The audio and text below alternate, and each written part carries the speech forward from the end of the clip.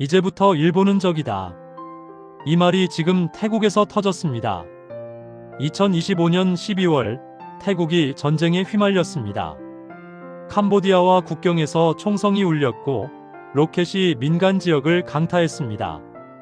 50만 명이 난민이 됐고 100명 넘게 죽었습니다. 60년 동맹 일본은 뭘 했을까요? 양측의 최대한 자제를 촉구한다.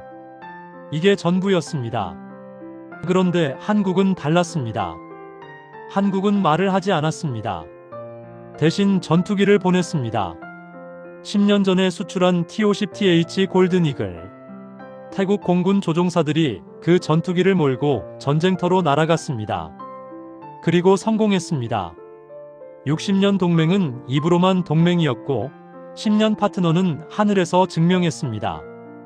오늘은 그 이야기를 하겠습니다. 2025년 7월 태국과 캄보디아 국경에서 총성이 울렸습니다. 시작은 지뢰였습니다. 태국군 병사가 국경 순찰 중 지뢰를 밟았고 이게 도화선이 됐습니다. 캄보디아의 BM-21 로켓이 태국 민간 지역을 강타했습니다. 병원이 맞았고 주유소가 불탔고 50만 명이 넘는 사람들이 하루아침에 난민이 됐습니다. 전쟁이었습니다. 태국은 즉각 반격에 나섰습니다. F-16이 출격했고 그리펜이 날았습니다.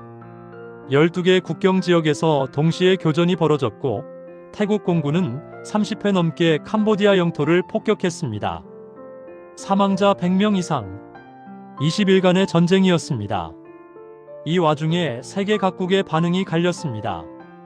미국은 중재를 제안했습니다. 중국도 나섰습니다. 말레이시아가 평화협정을 주선했습니다. 그런데 일본은요? 일본 외무상의 공식 성명입니다. 양측의 최대한 자제를 촉구한다. 60년 파트너가 피를 흘리는데 일본의 대답은 고작 이거였습니다. 태국 SNS에서는 분노가 폭발했습니다. 60년 우방이 고작 이거냐? 일본은 우리 편이 아니었다. 불매운동 이야기까지 나왔습니다. 여기서 끝이 아닙니다. 2023년 일본은 캄보디아와의 관계를 포괄적 전략 동반자로 격상시켰습니다. 일본이 아시아 국가에 줄 수 있는 최고 등급의 외교 관계입니다. 군사 협력도 약속했습니다. 2024년 8월엔 일본 방위상이 직접 캄보디아를 방문해서 자위대의 합동훈련 참가를 요청했습니다. 일본 해상자위대 함정이 캄보디아 리엄 해군기지에 최초로 입항하기로 한 것도 이때입니다. 태국이 아니라 캄보디아입니다. 태국은 그제야 깨달았습니다. 일본은 친구가 아니었습니다. 그냥 이해관계자였을 뿐입니다. 그렇다면 한국은 어땠을까요? 2025년 12월 24일 크리스마스 이브 태국 공군 401비행대대 소속 항공기들이 타클리 공군기지에서 이륙했습니다. F-16, 그리펜, 그리고 한 기종이 더 있었습니다. T-50TH 골든이글. 한국 항공우주산업이 만든 고등훈련기입니다. 그런데 이날 이 비행기는 훈련을 하러 간 게 아니었습니다. 여기서 한 가지 알아야 할 게 있습니다. 2015년 태국은 노후화된 L-39 훈련기를 교체하려고 했습니다. 후보가 두 개 있었습니다. 중국의 홍두 L-15, 그리고 한국의 T-50. 중국은 가격으로 밀어붙였습니다. 더 쌌습니다. 하지만 태국은 한국을 선택했습니다. 성능과 신뢰를 택한 겁니다. 그로부터 10년. 그 선택이 옳았는지 증명할 순간이 왔습니다. 바탄방 주 반환 지역. 캄보디아 영토 깊숙한 곳. T-50TH가 폭탄 4발을 투하했습니다. T-50 계열 항공기 역사상 첫 실전 임무였습니다. 첫 번째라는 게 중요합니다. 실패하면 끝이었습니다. 훈련기가 실전에서 못 쓰면 어떻게 됩니까? 수출 계약은 줄줄이 취소됩니다. 기존 도입국들도 퇴출을 검토합니다. 역시 훈련기는 훈련기일 뿐이라는 낙인이 찍힙니다. 10년간 쌓아온 T-50의 명성이 하루아침에 무너질 수 있었습니다. 대당 가격 $3,500만. 14대면 5억 달러입니다. 전 세계가 지켜보는 전쟁터였습니다. 그런데 성공했습니다. 정밀 타격, 목표물 명중, 아무 문제 없이 귀환. 태국 방송 PPTV가 긴급 보도했습니다. 태국 공군 참모차장이 직접 발표에 나섰습니다. T-50TH를 훈련기에서 실전 전투기로 재지정한다. 그날 이후 태국 공군은 T-50TH로 시엠레아프, 바탐방 일대에 연속 폭격을 감행했습니다. F-16 그리펜과 동급으로 실전에 투입된 겁니다. 태국 조종사들의 반응도 나왔습니다. 기동성이 뛰어나다. 조작이 직관적이다. 베테랑 파일럿들이 인정한 겁니다. 서류에 적힌 성능이 아닙니다. 전쟁터에서 입증된 겁니다. 같은 시각, 땅에서는 정반대 상황이 벌어지고 있었습니다. 캄보디아군이 태국을 향해 쏜 BM-21, 중국제 122 다연장 로켓포입니다. 태국군은 이걸 격파했습니다. 중국제 PHL-3 로켓 시스템도 파괴했습니다. 태국 공군 앞에서 중국산 무기는 힘 한 번 못 쓰고 무너졌습니다. 2015년 태국이 중국 L-15를 거절한 이유가 여기서 증명됐습니다. 하늘에서는 한국산이 빛났고 땅에서는 중국산이 부서졌습니다. 이게 2025년 12월 동남아에서 벌어진 현실입니다. 이 사건의 의미를 보여드리겠습니다. 단순한 국경 분쟁이 아닙니다. 향후 10년 전 세계 경공격기 시장의 판도를 가를 시험대였습니다.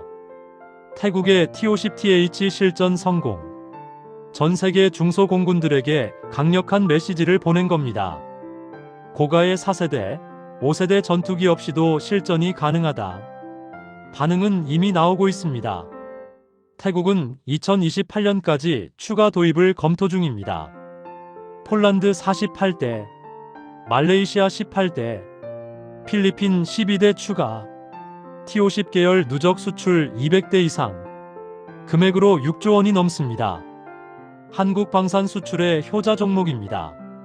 몇 년 후의 이야기가 아닙니다. 이미 시작됐습니다. 그런데 여기서 흥미로운 일이 벌어지고 있습니다. 일본입니다. 일본 항공자위대는 T-4 훈련기 200대 이상을 운용하고 있습니다. 1988년 도입, 평균 기령 27년, 2025년 5월엔 추락사고로 승무원 2명이 사망하면서 전 기체가 운항 정지됐습니다. 일본은 지금 후속기를 찾고 있습니다. 후보는 3개입니다. 미국의 T-7A, 이탈리아의 M-346, 그리고 한국의 T-50. 상황이 묘합니다. T-7은 개발이 계속 지연되고 있습니다. 미쓰비시의 자체 개발안은 아직 개념 단계입니다. 반면 T-50은 어떻습니까? 방금 전쟁터에서 입증됐습니다. 한일 관계 때문에 쉽지 않다는 분석도 있습니다. 하지만 태국이 T-50으로 실전에서 성공한 그 순간 일본은 분명히 흔들렸을 겁니다. 태국이 한국을 선택한 순간 일본은 처음으로 고민하기 시작했습니다. 다시 처음으로 돌아가겠습니다. 일본은 뭘 했습니까? 60년 동맹국이 전쟁에 휘말렸는데 자제하라고 했습니다. 그러면서 상대국 캄보디아와는 군사 협력을 강화하고 있었습니다. 한국은 뭘 했습니까? 말은 하지 않았습니다. 대신 10년 전에 수출한 전투기가 태국 조종사 손에서 전쟁터를 날았습니다. 그리고 임무를 완수하고 돌아왔습니다. 누가 진짜 친구입니까? 누가 위기의 순간에 함께 섭니까? 누가 말로만 동맹을 외치고 누가 실제로 하늘에서 보여줍니까? 2025년 12월 동남아 하늘에서 그 답이 나왔습니다. 한국산 T-50은 전쟁터에서 살아남았습니다. 일본은 침묵했습니다. 중국산은 무너졌습니다. 약속을 지킨 무기는 한국산이었고 등을 돌린 나라는 일본이었습니다. 오늘의 사연이 작은 위로가 되었다면 무료, 구독, 좋아요, 알림 설정은 큰 힘이 됩니다. 그리고 댓글에 따뜻한 인사 한마디 남겨주시면 항상 행운이 함께하길 진심으로 기원하겠습니다. 감사합니다.